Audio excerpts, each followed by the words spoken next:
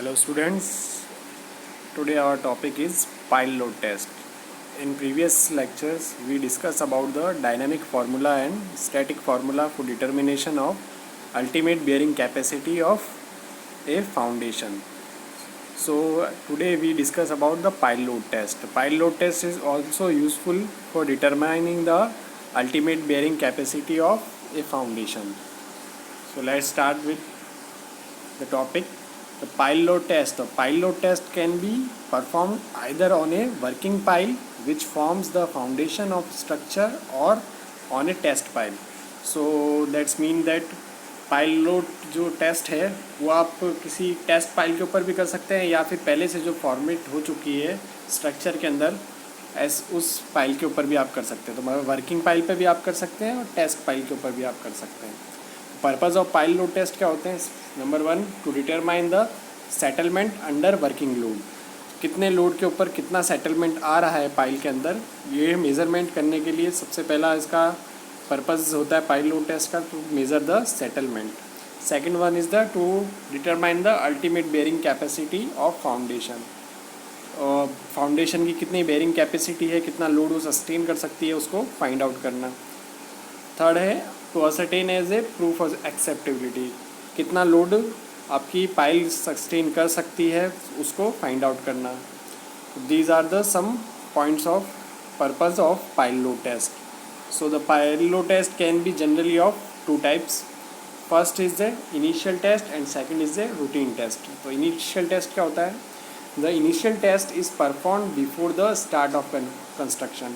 तो हम लोगों को कंस्ट्रक्शन स्टार्ट करने से पहले ही पाइल की क्या फाइंड आउट करनी है हमें, कितनी उसकी बेयरिंग कैपेसिटी है और कितना सेटलमेंट है। तो अगर किसी भी कंस्ट्रक्शन के स्टार्ट होने से पहले हमको उसकी वैल्यूज़ फाइंड आउट करनी है तो वो वाला टेस्ट कौन सा होगा? Initial test. और रूटीन टेस्ट क्या होगा? रूटीन टेस्ट क्या होगा? Performed on a working pile.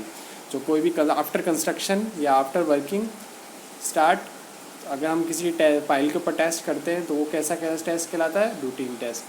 Routine test में क्या होता है? The load is taking as 5/2 times of the working load. तो जितना ही वर्किंग लोड है उसका 5/2 टाइम्स हम टेस्ट लोड के अंदर लेते हैं, या 3/2 times of the design load, या उसके डिज़ाइन लोड का 3/2 टाइम्स लेते हैं इन रूटीन टेस्ट के अंदर।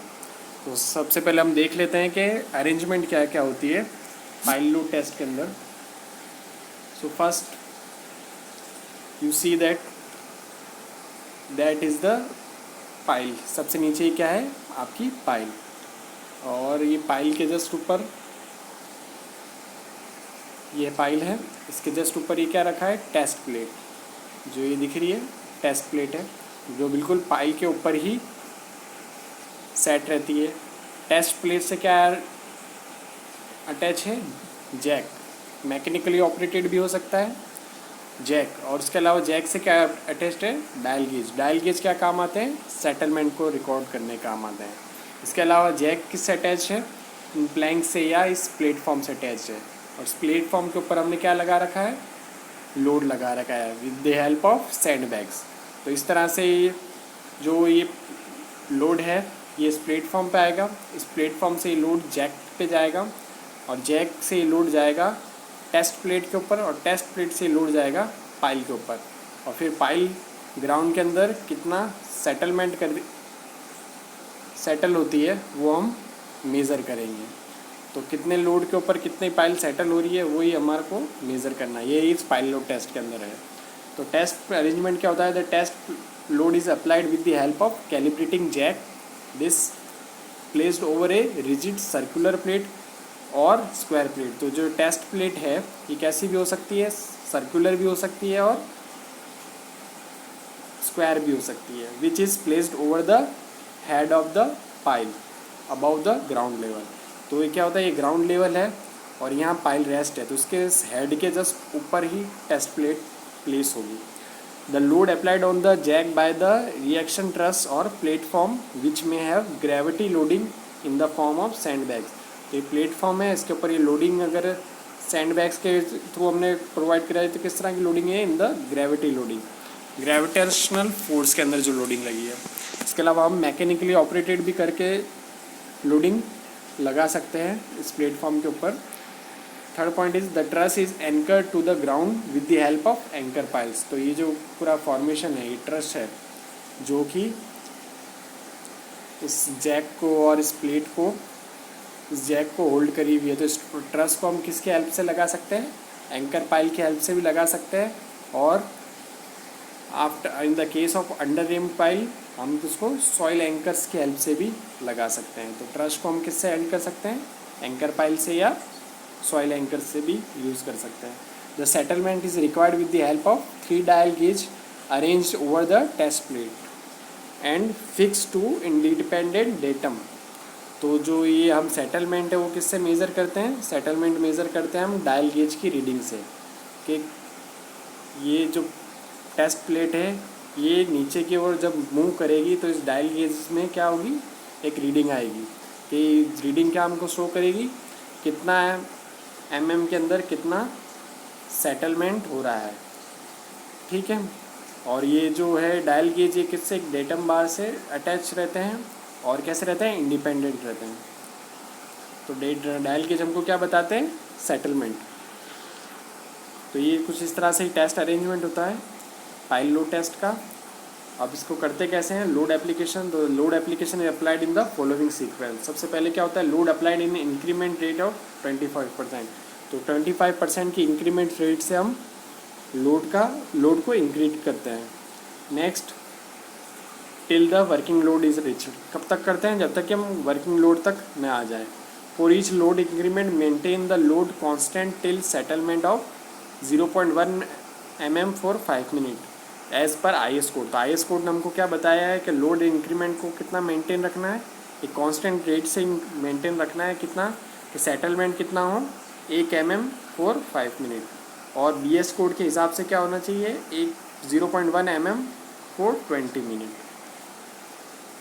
देन फिर भी हम क्या करेंगे, नेक्स्ट लोडिंग की तरफ जाएंगे, वापस लोड को बढ़ाएंगे, इंक्रीमेंट करेंगे। When the working load is reached hold the load for 24 hours and after that unload the pile. तो इस जब हमारा वर्किंग लोड पे रीच हो जाएगा तब हम उसके बाद क्या करेंगे, पाइल को कितने टाइम के लिए, लोड को पाइल के ऊपर छोड़ देंगे 24 आवर्स के लिए, और उसके बाद में हम क्या करेंगे, उसको अनलोड करेंगे। और फिर क्या करेंगे, हम सेम प्रोसेस को वापस रिपीट करेंगे, फिर विद मच हायर लोड्स, और लोड को हम बढ़ा के इसी प्रोसेस को वापस रिपीट करते रहेंगे। And hold constant till the same process at 0.1 mm for 5 minute as per IS code and 20 minute as per BS code, and repeat the process for subsequent load increment. इसी तरह से हम course को बढ़ाते रह जाएंगे जब तक कि test pile load loaded until the ultimate load. तो जब तक अल्टीमेट लोड नहीं आ जाता। तो इस तरह से हम इसको बढ़ाते जाएंगे, और उसके बाद क्या होगा, एक कर्व फॉर्म होगा किसके अंदर में, लोड और पेनिट्रेशन के अंदर एक कर्व होगा। ये आप देख सकते हैं ग्राफ के अंदर, ये क्या है, जैसे जैसे लोड इंक्रीज़ कर रहे हैं वैसे वैसे ही कितना सेटलमेंट आ रहा है वो इंक्रीज़ आ रहा है। तो कुछ इस तरह से एक लोड और पेनिट्रेशन का कर्व मिलेगा हमको।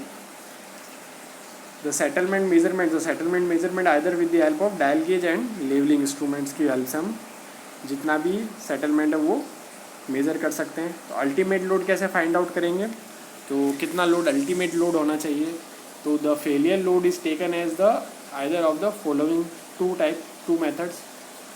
या तो हम क्या कर सकते हैं, 2/3 of the final load causing 12 mm settlement. तो जो फाइनल लोड है जो कि कितना है सेटलमेंट इंक्रीज़ कर रहा है 12 mm, उसका 2/3 पार्ट हम मान के चलेंगे कितना है अल्टीमेट लोड। तो जो भी लोड जो 12 mm का सेटलमेंट कर रहा है उसका 2/3 हम ले लेंगे, उसको हम कितना क्या मान लेंगे, उसका पाइल का अल्टीमेट लोड। दूसरा मेथड क्या बताता है कि आप ले सकते हैं half of the load causing A total settlement of 10% of pile diameter. तो पाइल का जितना भी डायमीटर है उसका 10% जब सेटलमेंट हो जाए उसका हमको कितना लेना है 1/2। वो क्या हो सकता है, उसका ultimate load of the pile. ये किसके लिए, पूरे स्ट्रेट पाइल। और जब हम किसी बेल्ट पाइल की बात करेंगे, बेल्ट पाइल का मतलब है under rimmed pile. Under rimmed pile के बारे में हम पढ़ चुके हैं पिछले लेक्चर्स में। तो उसका हम कितना लेंगे 7.5%।